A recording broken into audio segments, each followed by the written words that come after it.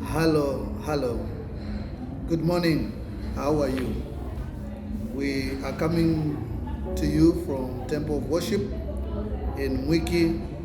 We're located right behind Kasmat Supermarket.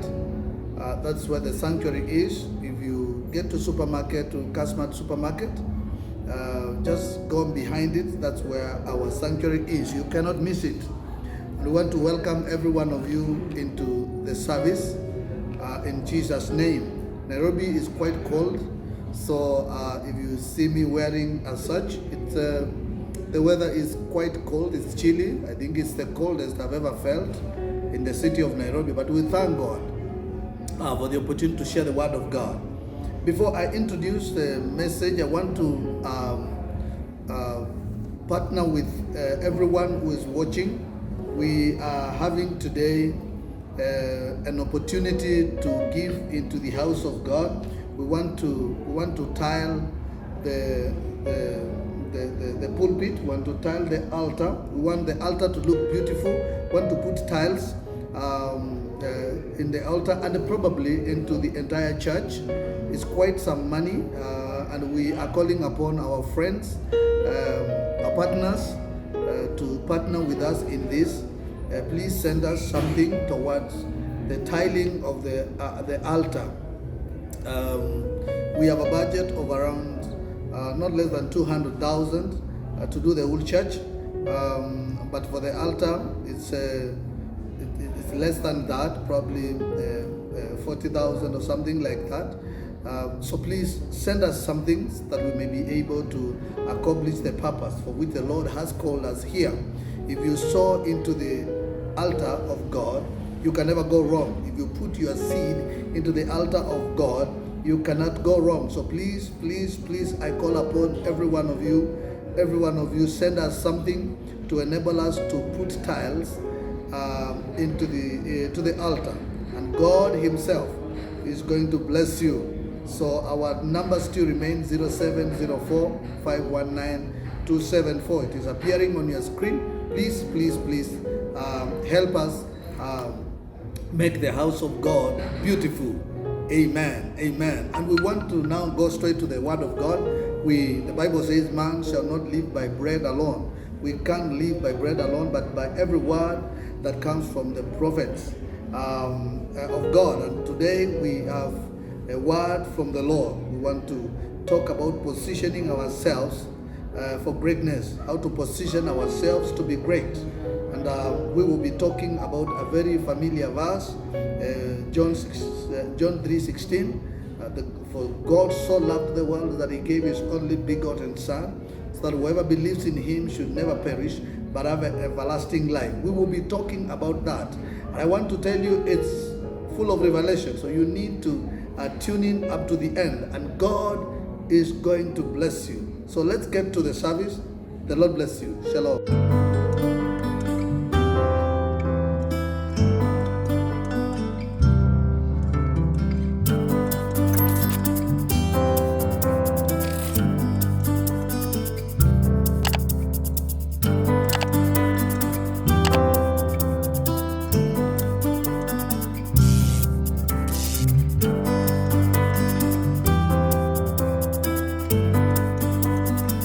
Hallelujah. Praise the Lord once again. Welcoming you to the service today. I want to urge you to please subscribe to this channel. Leave a comment when you watch our message, and like, and you can share. You can share the link to your friends. We allow that to happen, so please feel free to do that, because by doing so, we are propagating the gospel of our Lord Jesus Christ. Amen. We want to go straight to the word of God. And I want to start by a prayer. Shall we pray? Father, in the name of Jesus, I want to thank you for the opportunity to share your word today. I thank you, Father, for the great favor that you have given us as a ministry to be able to air the services to the glory and to the honor of your name. I thank you, Father, and I bless you. Lord, as I share this word, I pray that you will minister to your people in a special way, to the glory and to the honor of your name. I thank you, Father, because I know that you have used this channel to reach many, many people with the word of God. And I want to thank you and to bless you. Father, I pray that your word is going to cause change to your people. Your word is going to have creative power to your people in the name of Jesus. I thank you and I bless you. In Jesus' name I pray. Amen. Amen. What a day. I want to talk to you about positioning yourself to prosper. Positioning yourself to prosper. Everyone wants to be prosperous. Nobody wants to be poor. Nobody wants to suffer. Nobody wants to lack rent. Nobody wants to lack a place to sleep. Nobody wants to stay hungry. So we all are looking forward to becoming prosperous. We are all looking forward to have fat accounts. We are all looking forward to our children to attend the best schools in the region. We are looking forward to drive the best cars that are available. All of us looking forward to dress the best designer dresses that we can afford. And so prosperity is something that is in the heart of men and women. And I want to start by saying, there's somebody who asked me whether I am a prosperity preacher. And I say that I have nothing against those who preach prosperity, but I am not a prosperity preacher. My work is to build your faith, to understand how you can prosper. I am not a prosperity preacher. So let's be clear on that. Positioning yourself to prosper. And I want to talk more about giving. Giving is an act of lovers. Giving is for lovers. I know people are thinking a lot on that statement, but I am going to qualify that statement that giving is actually for lovers. We all want, as I say, to go through smooth life. We want our children not to go through what we went through. We do not want our children to go through what our grandparents went through. We want our children to go through easy life. We want our children to be comfortable. We want them to inherit. And we want the people that will be born in your family to be able to say, thank God I was born in this lineage. But to do this, you need to have the muscles and the ability to accumulate wealth so that you can leave wealth to your children and to your children's children. You need to be able to invest for yourself, and you need also to be able to invest for your children. There are so many people that are watching me today that have been given the gift of giving, but it has been spoken so much against, such that, like Jeremiah, we have been backslidden from our ministry. That's what Jeremiah says. I have backslidden from my ministry. There is a ministry that God gave you, a ministry of giving. But it has been so much spoken against that at the end of the day, every time you want to speak to give, there is a voice that speaks to you and says, baby, are you sure you want to give that amount? Are you sure you're not being twisted? Are you sure you're not being brainwashed? And that way people are backslidden for the calling that God has called them to be givers. If you have been called to be a giver, you have been anointed. And let me tell you something. For you to be able to give, you have to have something to give. You cannot give through words. You can only give what you have. And And the ministry that God has called us is to be in the ministry of giving and receiving. Brethren, giving is not just about giving, about giving, about giving. It is giving and receiving. You cannot receive without giving. If you receive without giving, you're going to burst. If you receive without giving, it's going to be a curse for you. Dead sea is dead. It cannot support life because it has no outlet. It just receives, and the water becomes so salty that it cannot support any life. If you don't have an outlet and you keep on eating, and I don't need to be gross, but you can imagine if you don't have an outlet and you keep on feeding yourself, what is going to happen? You know better than me. John 3:16 says, "For God so loved the world that he gave his only begotten Son." That he gave. He loved the world that he gave. This is why I say giving is for lovers. You cannot love without giving. It is not possible. You cannot love without giving. If somebody tells you that they love you, they have to give you. And I'm not talking about sex here. But if somebody tells you that they love you, love involves giving. I don't care what it is. When your kids love you, even when they are young, when they draw, when they do drawings, when they draw, they give you that paper out of love. Daddy, mommy, this is my work which I have done. This is about love. They give it to you.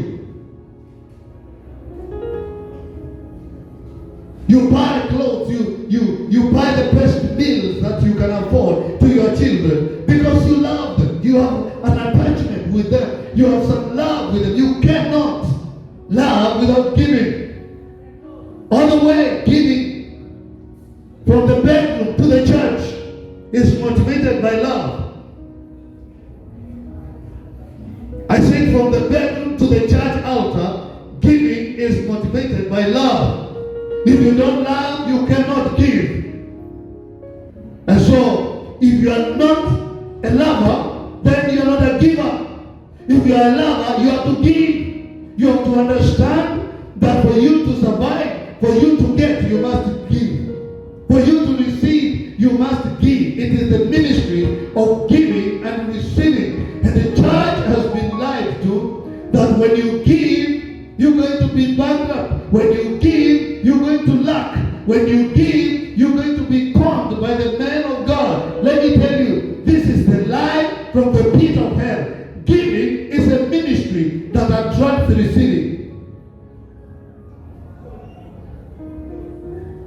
I always tell people here in church that I do not know of any person who became broke because they gave to the Lord. I do not know that person who came to the Lord and they became broke. But let me tell you, I know people who have borrowed from the bank and they are broke today. I know people who have borrowed from Shiloh and they are broke today. I know people who have borrowed from other people, but they are broke. Why? Because it's not about getting, it's about giving. Life of prosperity is not about what you receive first, it's about what you give.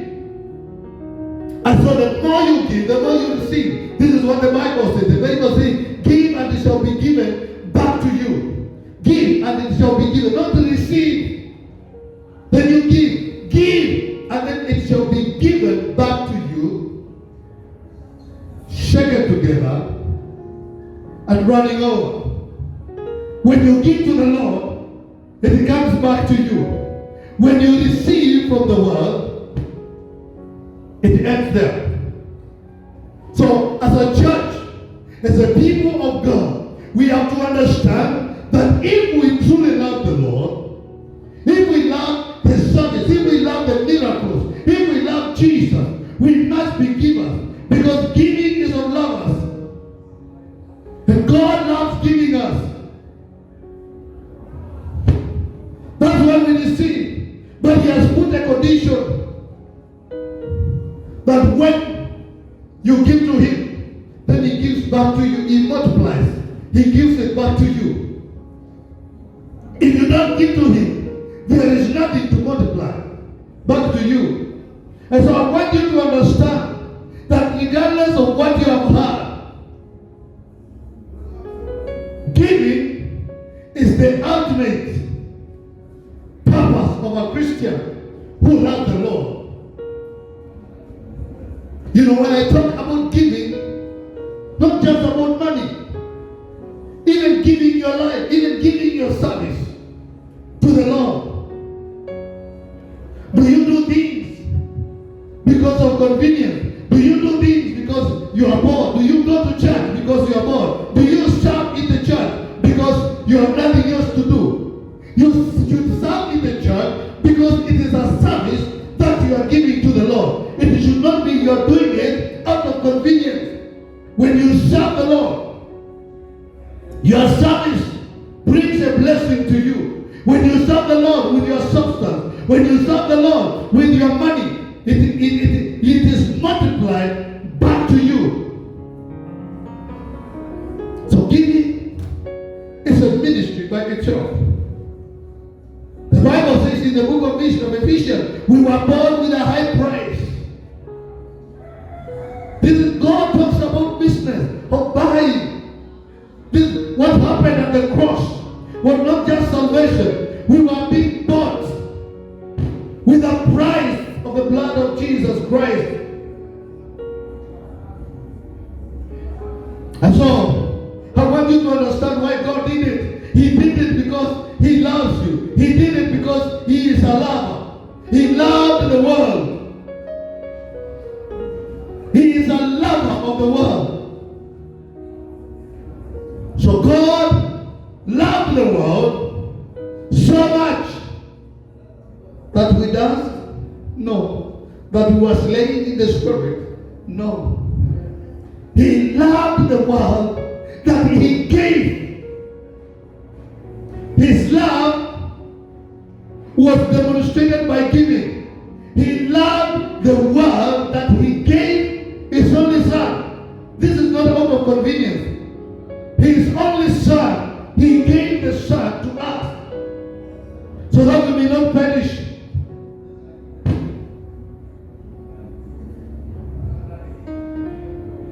And I'm talking about God who loves the world, not a luster. You know, there's a difference between loving and lusting. Lusting does not last. Loving is forever. Lusters take, lovers give. This is why marriages are collapsing, because the marriages have been built on the backdrop of lust.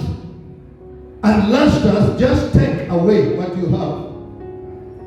But lovers give into the love, into the marriage.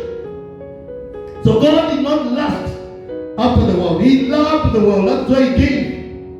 And if you want to be a true Christian, please don't look at what you can get out of the system, what you can get out of the church, what you can get out of serving. Look at what you can give. Because when you start looking at what you can get, then without giving, then you are not a lover, you are a luster. Love is about giving. And you can lust about things, not necessarily sex. Lust always runs out. People get bored when they lust. People get fatigued. That's why marriages that are built based on this are not lasting. There is nothing to hold such marriages back when trouble comes. That's why there are people who can sit together and they give a tithe, they give an offering, but they receive differently. Because one was giving out of love, but the other one is giving because they have been called for an interview. So they are giving, Lord, I'm giving you this because I am going for this interview. Help me to pass my gift. This is conditioning God. You should give without condition. When you give without condition, then it is not love. It is still lust. So don't give to the Lord out of a condition. Don't give to the Lord with a condition. Because why? God searches the heart of a man and evaluates the motive. So regardless of why you are giving, God searches your heart. He knows why you are giving. He knows you are in trouble. He knows that you are giving because you have hit a dead end. But when you give out of love, then God becomes your love. You give and it comes back to you. You give and it comes back to you. That's why people that love one another in marriage, when you give love to your spouse, then it bounces back to you, multiplied many times. If you love your wife is going to love you back. Because women are multipliers. They multiply. They multiply everything you give them. You sow love to a woman and they multiply it and give it back to you. Multiplied many times. You give them a house. They multiply it, they give you a home. You give them a seed. They multiply, they give you a baby. But also, don't give them frustration because they might multiply and give it back to you. So marriages are surviving because of love. Marriages are also breaking because of lust. Same with God. When you love the Lord, you give to Him. When you give to Him, He multiplies and gives it back to you. This is what the Bible says. So let us not get weary of what we hear from the media. Let us not get weary of what is being preached on the street. That the churches are milking money out of people. There could be some that are doing that. But I'm telling you, this is the true gospel. That if you give, you receive. If you don't give, you don't receive. If you receive without giving, you suffocate.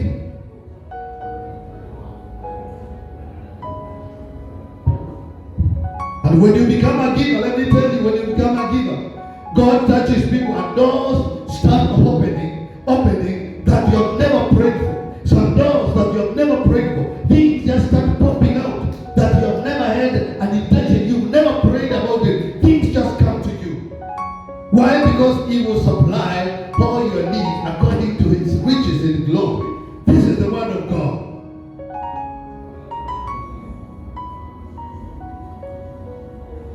Give.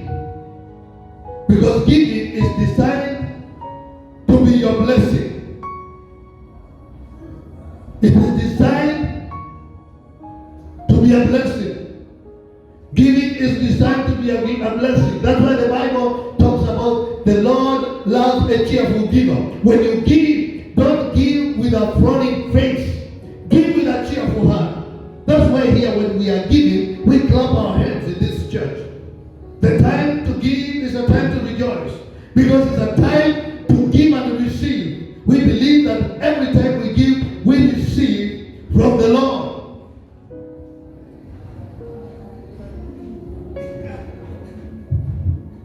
For those that give, most of the blessings that come from God come without a sweat. Some of the things that you own, you did not work for them. Some of the miracles that you received, you did nothing for them. You just gave to the Lord and He opened doors for you. He says He's going to open windows of heaven and pour out a blessing. But it doesn't start there. You know, we like reading that verse in Malachi 3. He's going to open the windows of heaven and to pour out a blessing until you lack a place to keep. And we love that verse. I love it too. But let me tell you something. It doesn't start there. It starts with a rebuke that your pockets are having holes. You keep money but you can't have it. Why? Because you have robbed the Lord. Then it goes ahead and says, your tithe into the storehouse, that there may be money, food in the house of God. And then once you have done this, then the Lord is going to open the windows for you and pour out a blessing until you lack a place to keep.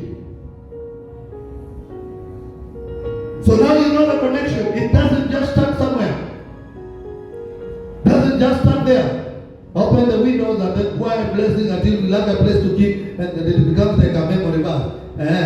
Let it become a memory verse. But understand, there is a condition for that verse. It's bring your tithe into the storehouse, that there may be food. And why do people don't tithe? Because they fear. The gospel has been preached. The world has preached to us another gospel. People fear because they don't know. They don't trust the Lord. People fear. And why do they trust the Lord? Because they don't love Him. When you love your spouse, you can give anything. But because we do not love the Lord enough, then we have a problem with giving our tithe.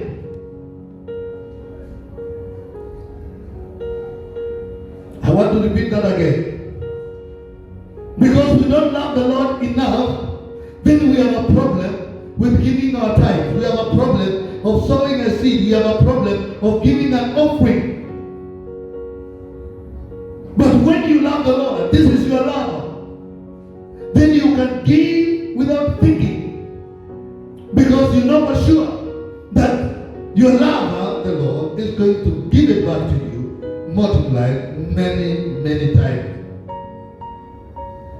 When you walk into the life of giving, when you walk in the life of giving, let me tell you something. There are, as I said, there are some blessings that you just stumble into. Unajipata kwa miujiza ingine, unajipata unaingia. It's not because you prayed for it, you just gave, and you stumble into a blessing. You stumble into a promotion. You stumble into a healing. You stumble into something just because you gave. You did not even pray, but you stumble into a blessing. There are some things that have happened in your life when you gave that you cannot explain. You just stumbled yourself into a blessing. Giving gives you some of the things that you do not necessarily deserve. There are things that you own today that you don't deserve.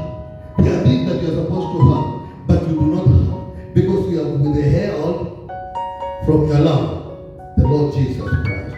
And I came to speak to somebody today that you may open the bank, open the storehouse, and sow a seed, open the storehouse, and plant a seed, open the storehouse, and pay your tithe, open the storehouse, and give to the Lord, because He is the ultimate giver. What you have, you do not get it from anywhere. You got it from the Lord. The job you are keeping, you got it from the Lord.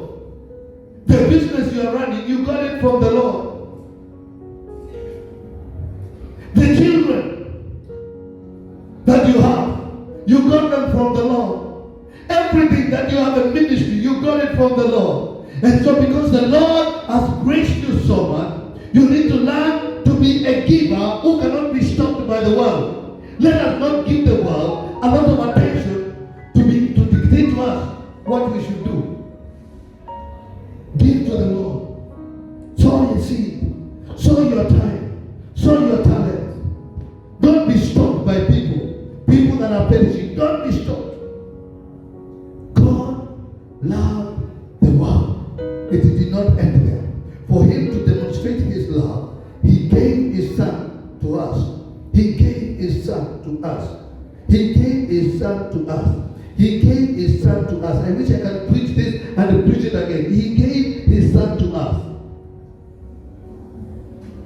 But people have gotten into a curse because they have eaten that which belongs to the Lord. This is not for today. But let me tell you, the tithe is holy and it belongs to God.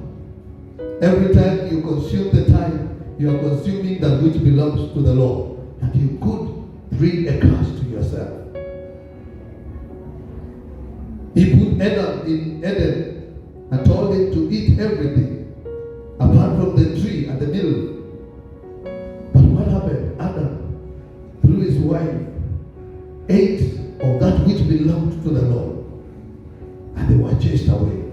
and cursed. There are people that have, with the help from the Lord, there are people that have kept that which belongs to the Lord. There are people that have bought clothes with the tithe. There are people that have paid school fees with the tithe. There are people that have paid medical bills with the tithe. Let me tell you, this is wrong. Pengine ndio maana unanunua nguo isili. Ukikuja kupiga pasi unaichoka. Nachomeka. Ulinunua 20,000. Because it is not yours, it belongs to the Lord. That was our holy tithe to the Lord. And so my prayer today, brethren, as we come to the close of the service, is that we may learn to be givers, not just receivers. When we learn to be givers, then receiving becomes automatic. When you give, you create room to receive. When you give, you create room to receive. When you don't give, you don't create any room to receive. You are already full. And you know the Lord says in Malachi, try me and see if I will not open the windows of heaven. Try me. You can try the Lord. Regardless of what has been said to you, regardless of what you have heard from the people about giving, you can try this with the Lord. God is going to give it back to you. Amen. And so I want to pray with somebody today. As we come to the close, I want to pray with somebody who has been withholding, who has been giving with a shorted hand, who has stopped tithing, somebody who has stopped contributing to the functions of the church, contributing to the men of God. I want to speak to you that God is going to help you to come out of it, repent, because you are backslidden from the ministry which you were called to do. I want to pray with you, and if you genuinely believe it, let us pray. Father, in the name of Jesus, I thank you because of my viewer today. There are people, Lord, that are watching me, that, Lord, have backslidden from the ministry of giving. Lord, I pray that today you forgive them and reinstate the ministry that you have given them in the name of Jesus. I pray that today as we give, we're going to be healed. As we give, we're going to be delivered. As we give, we're going to be promoted. As we give, we're going to succeed in our business. Lord, help us to understand the concept of giving the tithe and offering into the house of God. We thank you, Father. We bless you and we honor you. In Jesus' name we pray. Amen. Amen. Thank you so very much. We're coming to the close of the service. And as I said in my opening remark, we are giving today towards the tithing of this place. We want to tithe this place, and if possible, even the entire church. It costs a lot of money, and we are appealing to our people to help us do this in the name of Jesus. Whatever you have, if the Lord tells you to send 10,000, please send it to us. If the Lord tells you to give us 100,000, please send it to us. If He says 1,000, please send it to us. If He says 500, please send it to us. The Lord is going to bless you. As we have said, He searches the heart of man and sees the motive. God bless you.